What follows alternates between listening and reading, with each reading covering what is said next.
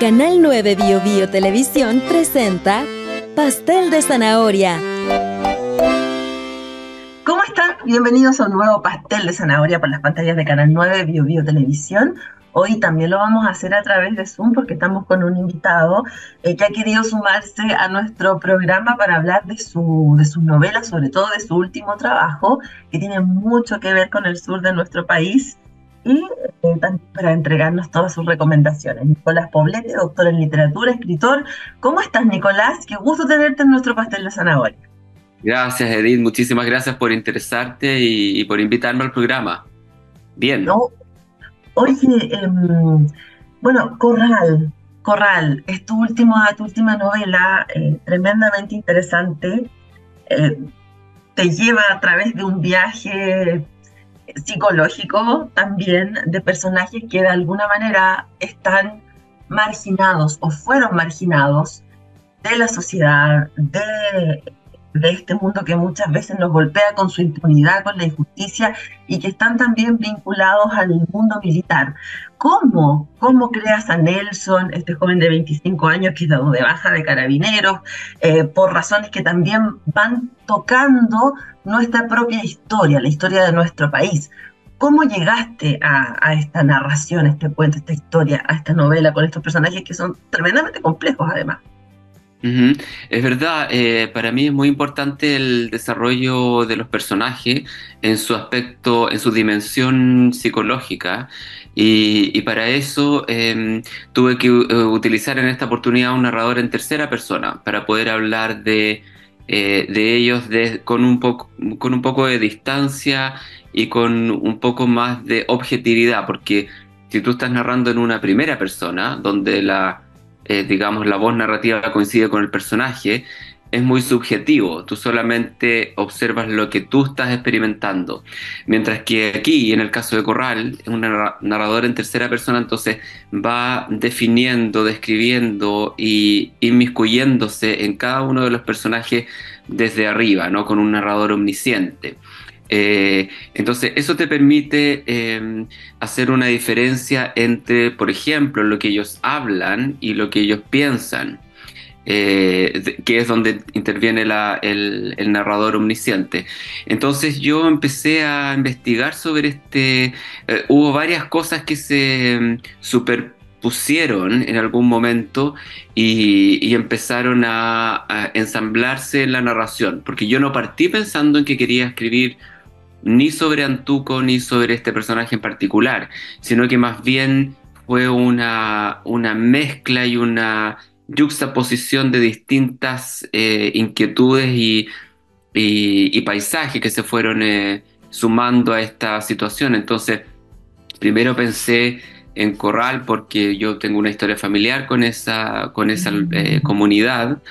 Entonces eso estaba en algún lugar por ahí, y luego se empezó a mezclar el estudio de la historia de nuestro país a través de distintos aspectos como la colonia.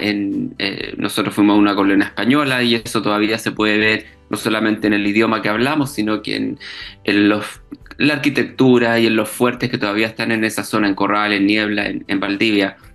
Eso por una parte en el trabajo de la historia, y después recordar algunos eventos de nuestra historia que nos han marcado como país, por ejemplo el terremoto de 1960 en Valdivia, luego la tragedia de Antuco, que es un hito en la historia militar, pero también en las heridas que tenemos como país, porque ahí murieron 44 muchachos jóvenes, y luego el estallido social. Entonces para mí era interesante hacer un espectro histórico y eso verlo a través de la jerarquía militar. Entonces fue como te comentaba, un ensamblaje, una yuxtaposición de distintas inquietudes.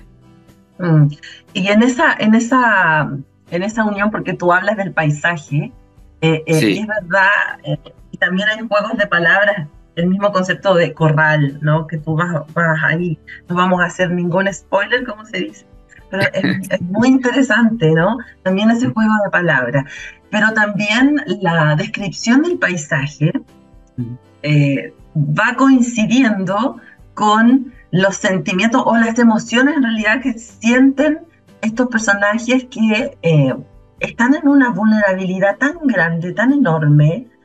Vuelvo a la palabra impunidad, ¿no? Porque aquí hay mucho de eso, hay mucho de la desigualdad que existe en nuestra sociedad, eh, bajo este gran concepto que tú tomas, que es la familia militar, ¿no? Y todo lo que eso significa, ya vamos a entrar ahí, pero Ajá. tú tomaste acá personas que están absolutamente en la periferia de la sociedad y sin ninguna posibilidad de poder acceder a algo más, o que perdieron esa posibilidad por las injusticias, por las malas decisiones, por también Mm. la misma falta de sensibilidad muchas veces. Eh, Eso igual es fuerte, meternos ahí, porque no solamente lo que ha pasado en nuestro país, sino que la consecuencia que eso ha tenido en la vida de mucha gente. Ujú. Es verdad, yo creo que aquí varios de los conceptos y también emociones que tú señalas son muy cruciales a la hora de hablar de estos personajes, ¿no? Por ejemplo, le- eh, estar en una situación de desventaja, la desigualdad, por ejemplo. La desigualdad es algo que todos podemos observar. Si es que no vivir, por lo menos observar si es que tienes un mínimo de empatía, ¿no? Algo te conmueve cuando ves que hay un tratamiento muy injusto hacia determinadas personas. Entonces eso es bastante humano, en sentir la desigualdad y la impotencia y también la rabia que eso provoca. O sea, ¿cómo voy a salir de esto? ¿Hay alguna posibilidad de cambiar mi destino o estoy condenado a mantenerme en este escalafón? Porque esta novela también tiene mucho que ver con las jerarquías en las que nosotros vivimos, seamos conscientes de ellas o no.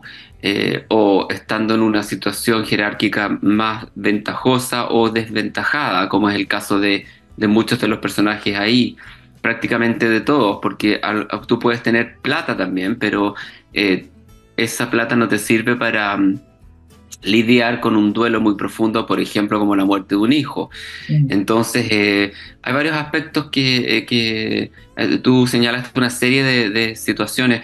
Por ejemplo, la idea de la impunidad también está muy presente y también tiene que ver con la desigualdad, que es algo que vemos en nuestro país todo el tiempo, y que produce mucha rabia en muchos sectores, de ver por qué una persona es castigada y encarcelada por un crimen menor, mientras que otra gente que ha estado, por ejemplo, robando durante muchos años en una situación de privilegio, pasa colado por el sistema penal. Entonces, eso también es eso es una de las eh, denuncias, podría decirse, de la novela, que no es panfletaria en ese sentido ni muy Mm. directa, pero sí que lo vemos a través de los personajes por ejemplo, del mayor que está en esta residencia para adultos mayores y es una persona muy anciana. Este es un personaje ficcional, obviamente, pero él es la persona y tiene muchos años, entonces es una persona que ha pasado por muchos hitos, por ejemplo, el terremoto, por ejemplo, lo de Antuco. Entonces tiene en su currículum una serie de, digamos, manchas de las cuales nunca se ha hecho cargo. O sea, es una persona que no es muy narcisista y muy con complejo de omnipotencia, que jamás va a reconocer que cometió un error. No, Mm. los errores, si es que alguien lo llega a confrontar, ese tipo de persona le dice, bueno, pero la situación era esta, ¿qué más podía hacer yo, no? Una persona incapaz de disculparse, incapaz de reconocer un error. Y por otra parte, otro de los aspectos que tú destacaste es el paisaje que, como esta novela también tiene guiños de la ficción gótica, en ese tipo de narración tú tienes, son emociones muy sencillas, ¿no? Como generalmente los tropos góticos clásicos son una mujer en peligro o una casa habitada por fantasmas que tiene que ver con los traumas del pasado que no Mm. se han podido saldar. Entonces, en este tipo de narración, la atmósfera es muy importante porque funcionan como desplazamientos de tus emociones. Entonces, por ejemplo, si tú estás, ¿no? Típicos ejemplos son lluvia fuerte, eh, neblinas en casos de Mm. otras locaciones. Pero aquí, como la novela no está situada en el centro urbano de Santiago, solamente hay unas poquitas escenas ahí, sino que está localizado principalmente entre Valdivia y Corral. esa zona se presta mucho para una narración de este tipo, porque tienes las aguas turbulentas, las que coinciden con el río Carracalle y el mar. Si tú tomas el ferry, el agua es muy turbulenta, tú realmente sientes el miedo oye, se va a voltear la barcaza, ¿no? Tienes ese miedo. Es una zona muy agreste, muy silvestre, que se presta mucho para este tipo de narración y que los personajes también son parte de eso, ¿no? Siempre están diciendo, parece que no va a llover, dijeron que iba a llover, quizás no. Tú estás moldeado por el paisaje en el que habitas. Entonces, claro, todos estos elementos que tú describes son parte de este entramado. El frío, la humedad, que es muy cierto lo que dices tú, ¿no? Cómo está conectado con... Hay una cosa media, como me dijo una vez una amiga, psicoclimática en todos, ¿no? Está súper Mm. vinculado con eso. En nuestro país también se puede explicar por su geografía y su clima. Oye, a Mm. propósito de la impunidad, es muy interesante la reflexión que se puede sacar del libro, más allá de esta historia, ¿ah? Con respecto a esa injusticia, y me gustaría sumar también la palabra humillación que se siente, Mm. ¿no? Que siente mucha gente en nuestro país a partir de esto mismo que tú describías, ¿no? De la desigualdad. Y cómo el ser humano busca hacer justicia de alguna manera, ¿no? Busca cerrar algo, una herida que está abierta. Eso se ve en tu novela y se ve también, lo vimos en un porcentaje importante para el estallido social, pero siempre hay y mueve la historia también de la humanidad, ¿no? Esta búsqueda de justicia. Es verdad, yo creo que nunca resulta el hacerse el tonto, ¿no? O sea, puede resultar un ratito, ¿no? Saldar una situación incómoda social, por ejemplo, que tú dices, ya, sabes que no discutamos esto, no vale la pena, lo único que va a hacer es provocar un problema o qué sé yo, ¿no?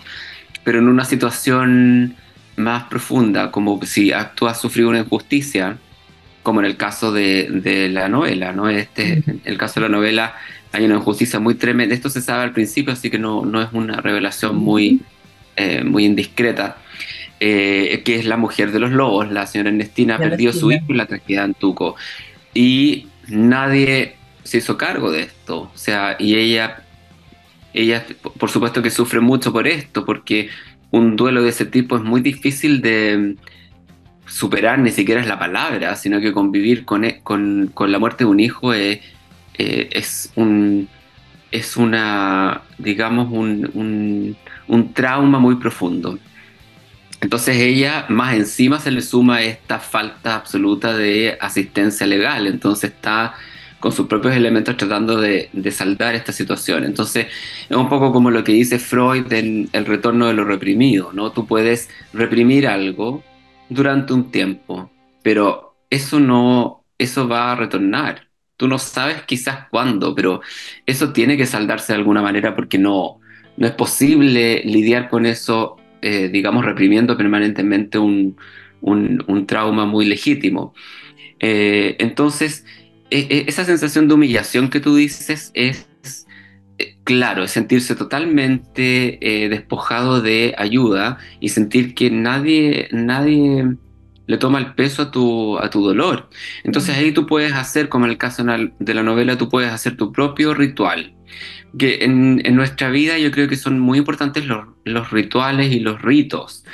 Si tú eres una persona religiosa, por ejemplo, tú tienes ritos muy definidos que puedes seguir, ¿no? Si tú eres católica, por ejemplo, tú puedes hacer, bueno, tienes que ser bautizada, a continuación puedes hacer la primera comunión, puedes hacer la confirmación, etcétera. Entonces esos son ritos muy establecidos, no ritos religiosos.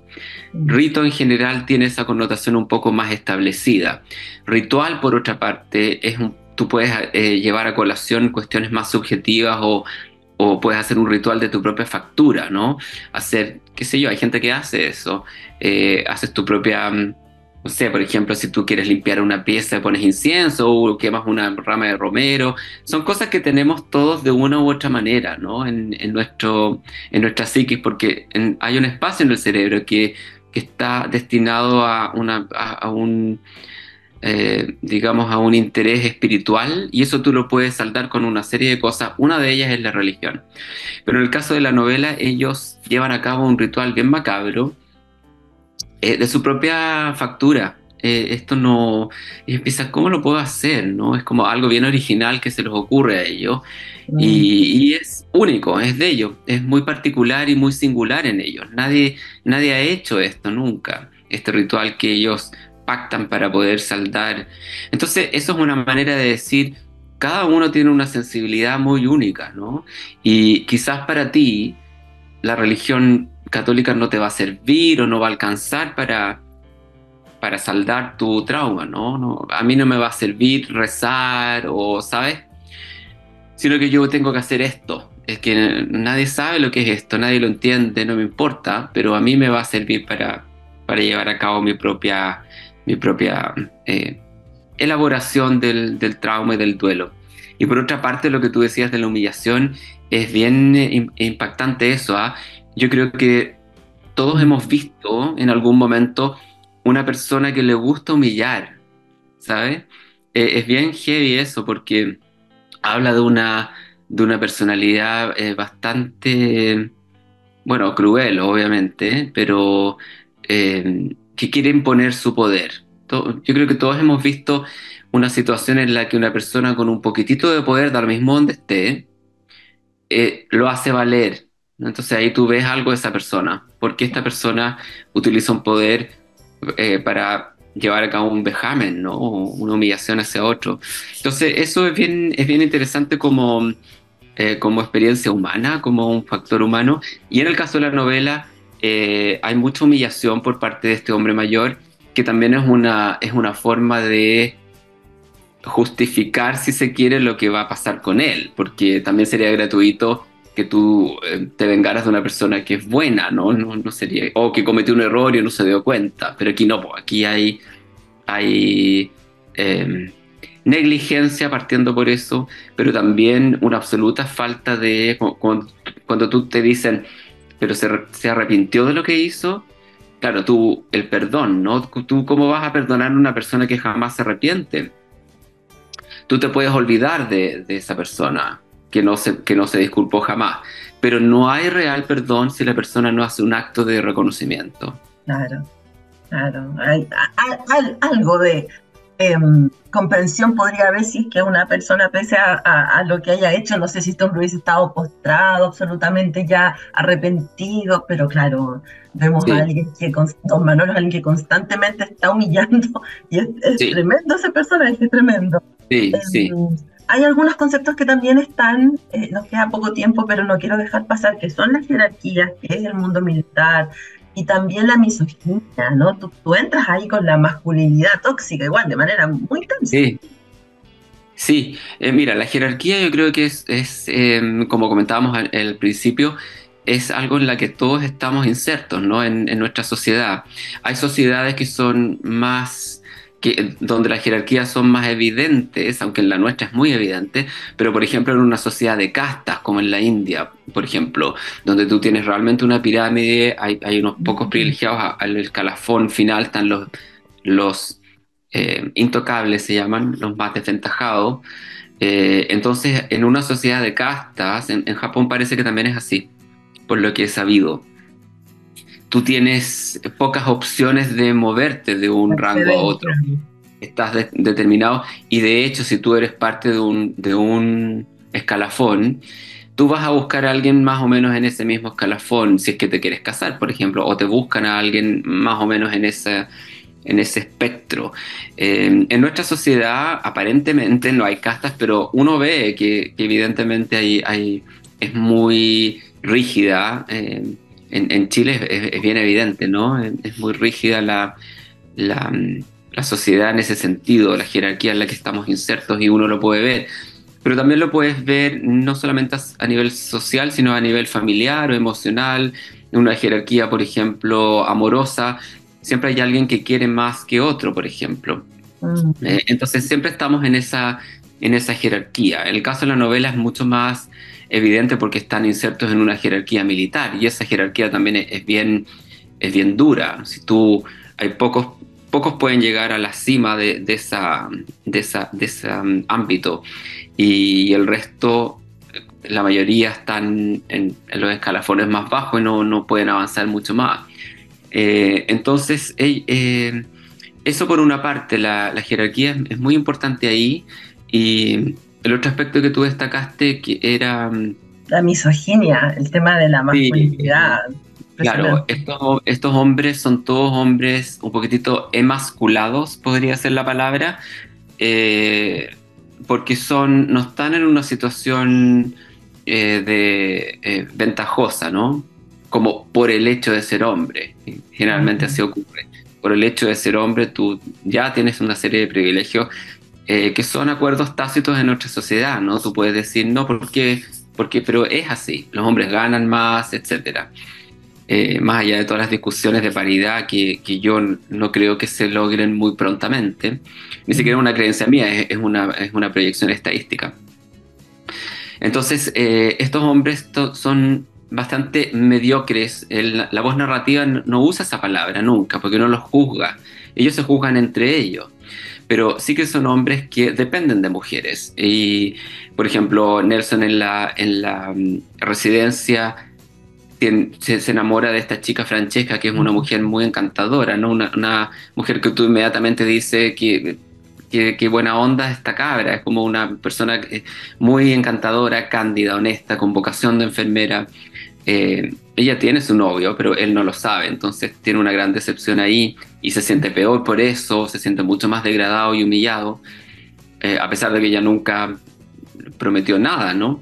Pero además Eso es él una... viene ya de dos decepciones anteriores, entonces, Claro, entonces él dice, en un momento hay un aprendizaje en ese personaje, porque al final de la novela él dice, ¿qué será lo que yo no tengo? ¿Qué será lo que tengo yo que soy como soy, que me pasa lo que me pasa?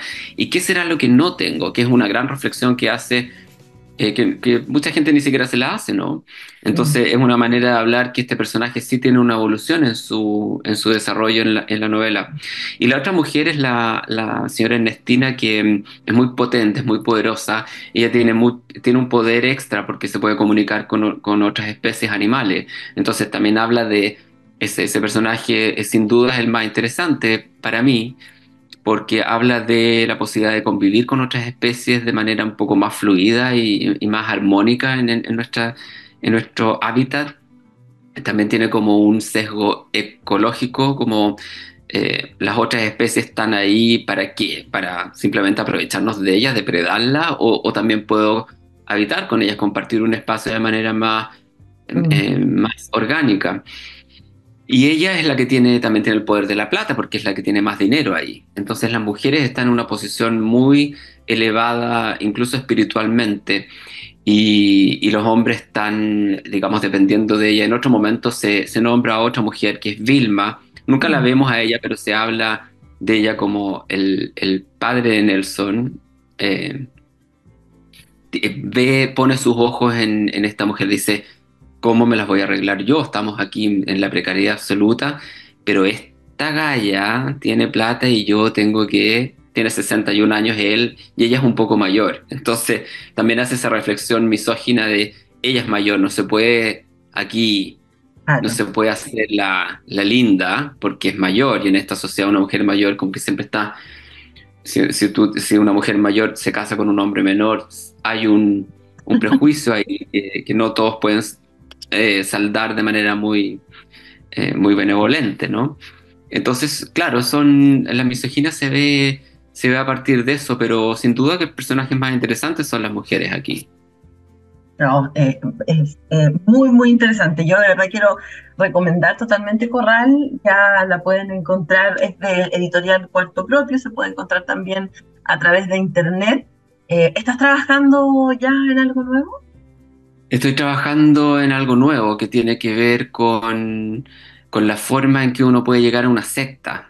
Oh, Eh, Sí, es bien fascinante este tema, y nuevamente, como lo que hablábamos antes, el retorno de lo reprimido. Yo hace muchos años atrás participé de un grupo, no era una secta, bueno, ninguna secta se denomina como tal, ¿no? ah, Más bien tú te das cuenta después.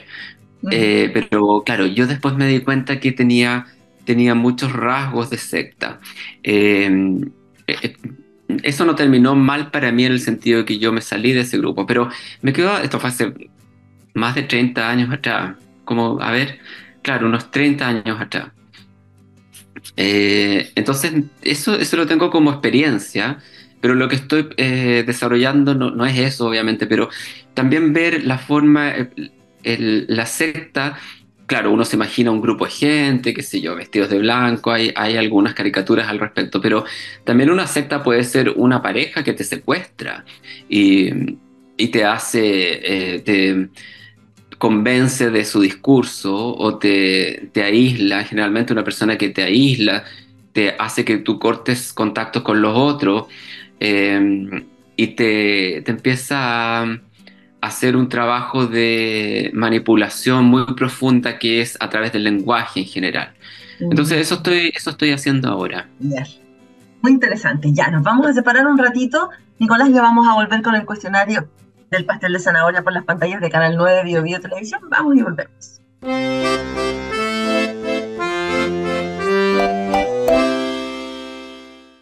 Estamos de regreso en el pastel de zanahoria por las pantallas de Canal 9 Bio Bio Televisión. Nicolás Poblete, doctor en literatura, escritor, nos presentó Corral y ahora lo vamos a someter a este cuestionario. Nicolás, respuestas cortitas, breves, queremos saber tus gustos literarios y que nos des muchas recomendaciones.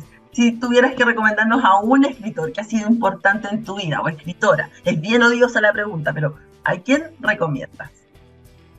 Mira, yo la verdad es que como yo vivo en esto, no soy una persona como que no tiene tiempo para leer o que es muy difícil, yo creo, tienes que hacerte el tiempo y entonces yo estoy en esto, todo el trabajo en eso, hago traducciones, escribo reseñas, hago entrevistas, entonces yo estoy permanentemente en eso y es muy difícil para mí nombrar un autor, pero yo creo que algunas cosas pasan cuando uno está en esta área que son, o en cualquier área probablemente, que es como una pasión en varios sentidos, y son cosas que uno ha experimentado más de chico.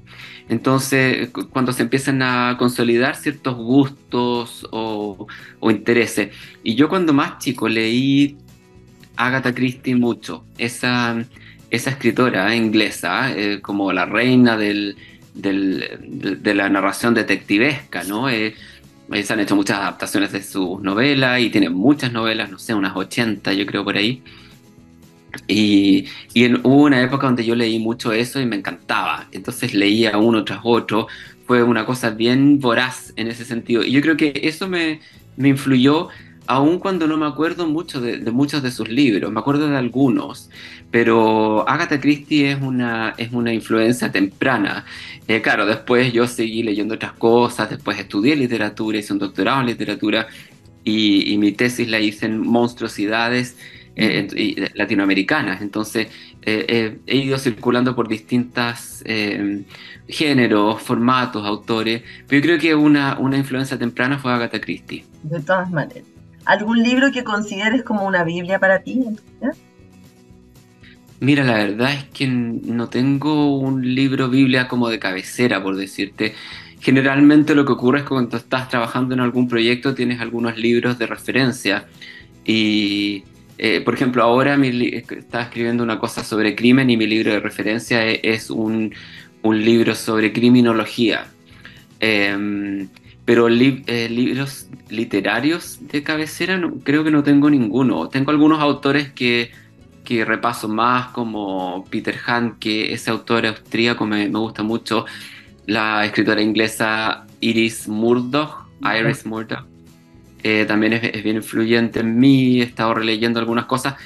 Ahora con cierta edad con cierta edad uno vuelve y puedes releer, que es un ejercicio bien interesante, ¿no? Porque encuentras tu propia lectura antigua y descubres otras cosas. Entonces, muchos autores ingleses, norteamericanos son algunos autores que yo sigo, como por ejemplo Anita Bruckner. No es muy conocida, pero es una autora que me gusta mucho. ¿Cuál fue tu flechazo literario y a qué edad? El primer libro que te abrió las puertas a la literatura, que no paraste más de leer. Mira, fue en mi casa, mis padres eran profesores, entonces, y tenían mucha fe en la educación y, y en la lectura, ¿no? Mi mamá era profesora de inglés, mi papá ingeniero, pero hacía clases de matemáticas y eso.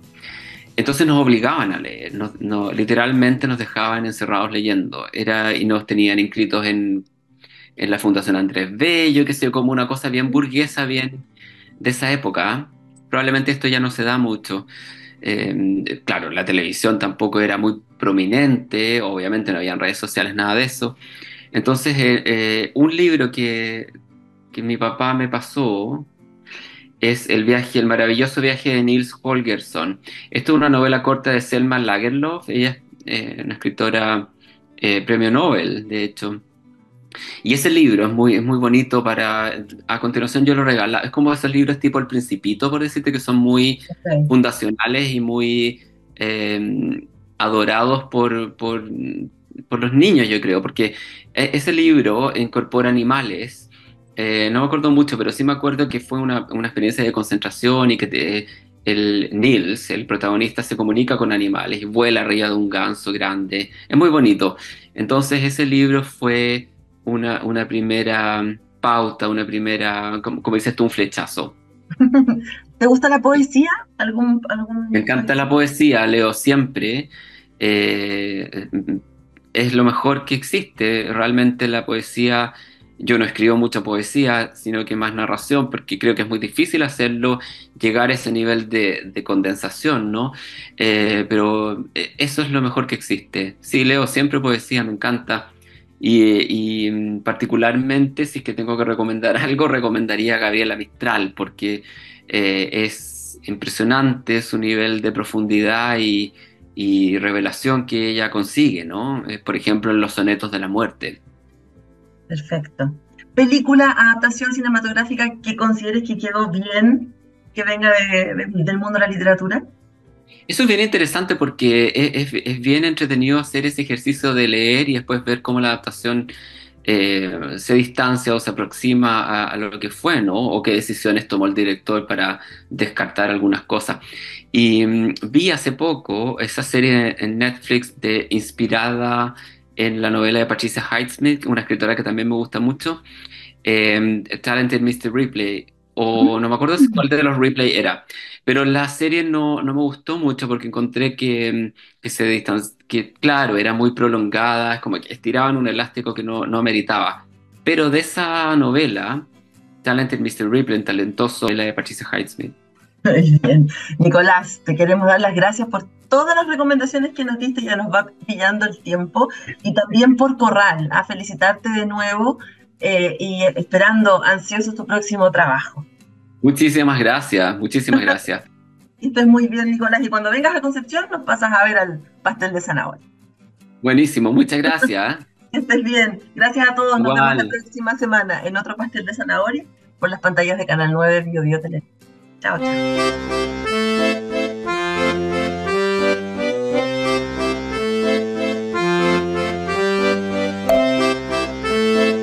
Canal 9 Bio Bio Televisión presentó Pastel de Zanahoria.